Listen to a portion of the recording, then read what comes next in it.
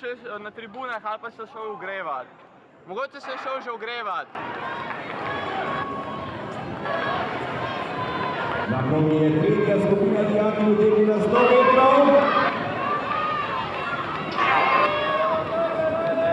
Na drugi progi Zarja Žižek, Gimnazija Šiška, 13:03 je krat neuradni čas zmagovalke te tretje skupine. To je bil torej tek na 100 metrov za dijakinje, čakamo na uradne skupne.